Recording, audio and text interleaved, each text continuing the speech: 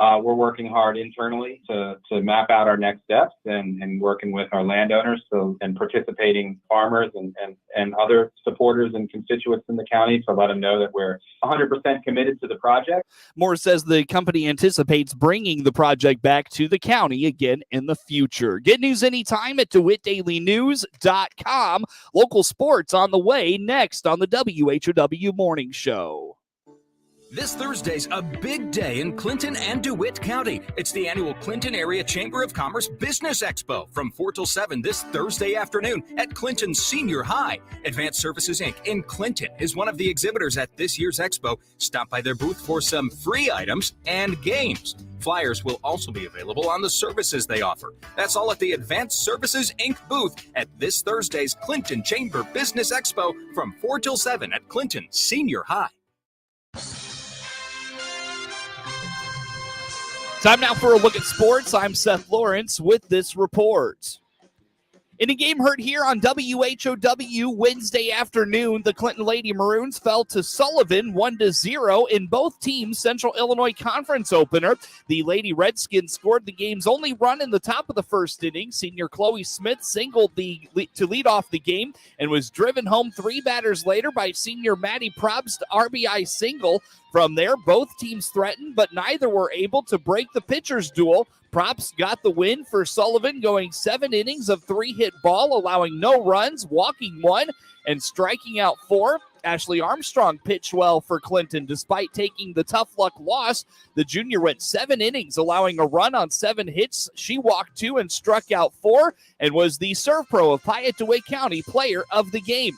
Offensively, the Maroons were led by Reese McCormick's double. Mia Kevlahan and Elena Soborowski each had singles. Sullivan goes to 3-1 on the season and 1-0 in the CIC. They will host Tuscola Thursday. Clinton moves to 3-6 overall and 0-1 in the CIC. They'll travel to Shelbyville Thursday afternoon. The next Maroons Game of the Week broadcast comes your way on Tuesday at 4:30 when the Maroons host Meridian in CIC baseball action. In a game heard on WEZC and online at DeWittDailyNews.com, Luke Teschke was sharp for a second straight outing and kept Champaign Central in check, waiting for his own offense to come alive as Monticello toppled the Maroons 8-1 for the Sages' second straight win over a 3A opponent this week at Monticello High School in non-conference high school boys baseball action.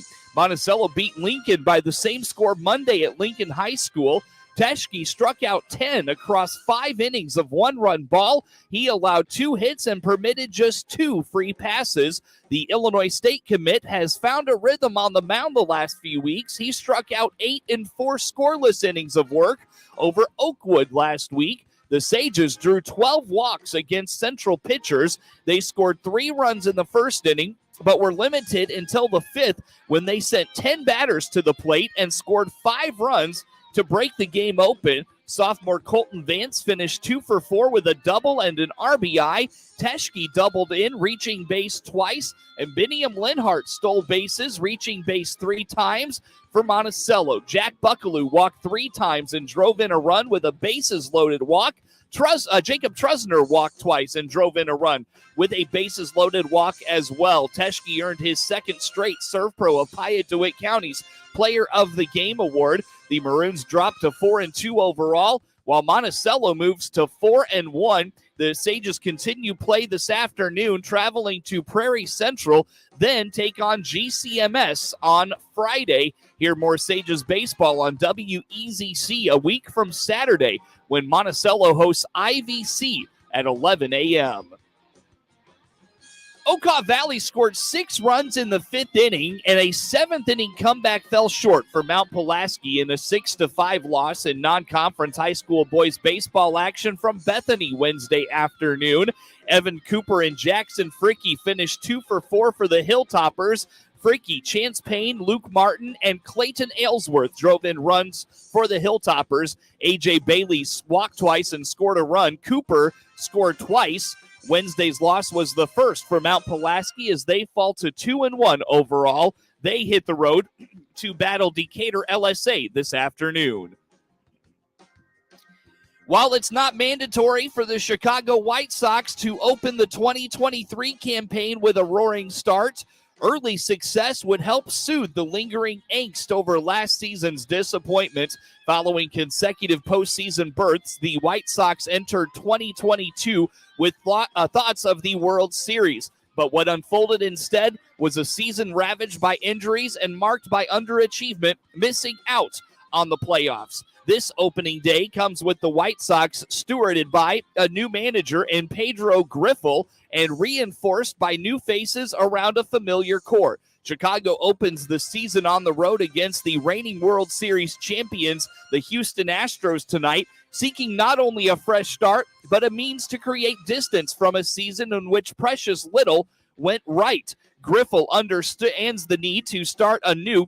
Prior to the close of spring training, he implored fans to give these White Sox a chance without tying this roster to past failures. That evaluation process will entail throwing support behind Tim Anderson, catcher Yasmani Grandal, third baseman Yohan Moncada, and outfielders Eloy Jimenez and Luis Robert Jr., while also wishing each a healthy campaign. Chicago goes to right-hander Dylan Cease, who was second in the AL Cy Young Award balloting in 2022. He finished with a career-high 227 strikeouts, emerging as the leader of this Sox rotation last season. The Astros counter with left-hander Framber Valdez, who takes over as the staff ace, with the right-hander Justin Verlander off to the New York Mets as a free agent signing in the offseason. Valdez bested Cease for the Cy Young honors last year with 201 and a third innings pitched and a 2-0 record with a 1.46 ERA and 18 strikeouts in 2 World Series starts against the Phillies, earning that top rotation spot. Hear White Sox baseball this season on WHOW. The Chicago Cubs added some established contributors to a young talent, sparking optimism for 2023. Meanwhile, the Milwaukee Brewers hope to leave behind a disappointing 2022 finish and return to the postseason. The quest for both begins today when Milwaukee ace Corbin Burns aims to put his personal issues with the Brewers aside while facing the Chicago Cubs in Milwaukee. On August 1st, the Brewers led the NL Central by 3 games when they traded star closer Josh Hader. They then went 29-31 to finish 86-76 and missed the postseason for the first time since 2017. Chicago finished 74-88 last year, its second straight losing campaign. However, the Cubs went 10-9 against Milwaukee and 6-4 at home. Star catcher Wilson Contreras joins rival St. Louis, but 28-year-old all-star outfielder Ian Happ returns after setting career bests in RBIs, doubles, and batting average, while also winning his first Gold Glove.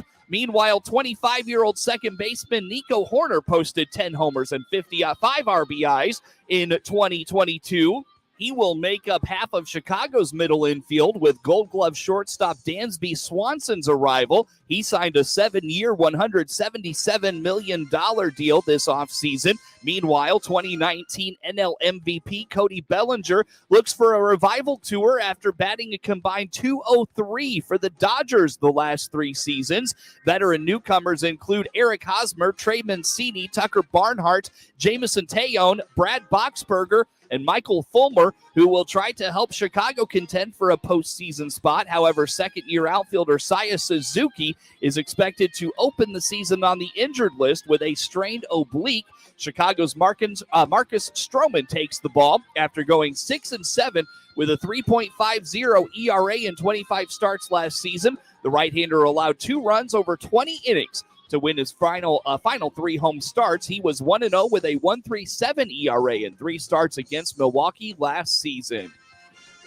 The Toronto Blue Jays visit the St. Louis Cardinals this afternoon for an opening day matchup between playoff contenders. The Cardinals went 93-69 last season, winning the NL Central, and hope to make their first deep postseason run since they reached the 2019 National League Championship Series. The Blue Jays, who were second in the AL East last season with a 92-70 record, have not won a postseason game since reaching the 2016 American League Championship Series.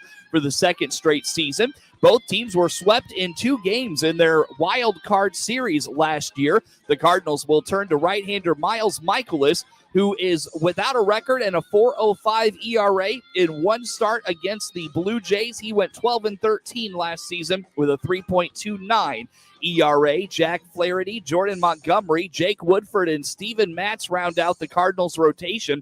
The Cardinals had planned to start Adam Wainwright on opening day, but the 41-year-old suffered a strained groin during a pregame warm-up before Team USA's loss to Japan in the World Baseball Classic. The Cardinals did not make any changes, feeling their talent was enough to contend. NL MVP award winner Paul Goldschmidt and Nolan Arenado will be joined in the lineup by new catcher Wilson Contreras and 20-year-old slugger Jordan Walker. They feel they have the depth in the rotation and the bullpen. LeBron James scored 25 points in his return to the starting lineup, leading the LA Lakers to a 121-110 victory over the Chicago Bulls. James had 7 boards and 4 assists in 31 minutes in his second game back after he was sidelined for a month because of a torn tendon in his right foot. The 4-time MVP scored 19 points in Sunday's 118-108 loss to Chicago in just his second appearance as a reserve in his 20-year NBA career. Fighting for playoff position in the West, the 38-38 Lakers kicked off a 5-game trip with their 4th win in 5 games overall. Anthony Davis had 38 points and 10 rebounds in his hometown, and D'Angelo Russell scored 17. Nikola Vucevic had 29 points, 12 boards, and 6 assists for Chicago in its second straight loss. DeMar DeRozan had 22 points. Reserve Kobe White scored 17 with 9 assists. The 36-40 Bulls are 10th in the East, clinging to that last playoff spot for a play-in tournament. Levine's dunk got Chicago within 7 with 56.7 seconds left in the third, but L.A. quickly pulled away in the final frame. Dennis Schroeder's three-point play made it 97-79 with 8:22 left, capping a 12-3 Lakers run. Davis connected on his only three-point attempt with 6:07 left, lifting L.A. to a 105-87 lead. Austin Reeves scored 19 for the Lakers, who shot 52% from the floor after leading by as many as 17 in the first. Los Angeles closed the first half on a 10-0 run for a 59-51 lead at the break. LeBron made 4 foul shots and a driving layup during the run. The Bulls are at Charlotte Friday night. They're 7-3 in their last 10 against the Hornets. Get sports anytime at DeWittDailyNews.com.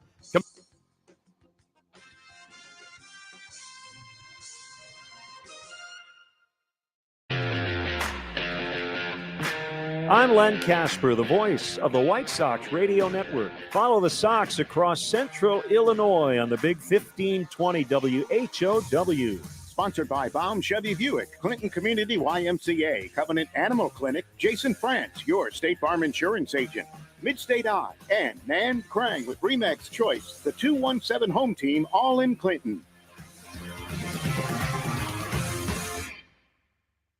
This is Jared White, president of the Clinton Area Chamber of Commerce and Tourism Bureau. Mark your calendar now for this year's Business Expo, Thursday from 4 till 7 p.m. at Clinton High School. Booths will be set up in the gym with exhibitors outside by the main entrance as well. The free shred truck is back, along with the fashion show, face painting, and more. There's something here for everyone. Join us at the Chamber's Business Expo at Clinton High School, Thursday, March 30th. Find out more at ClintonILChamber.com.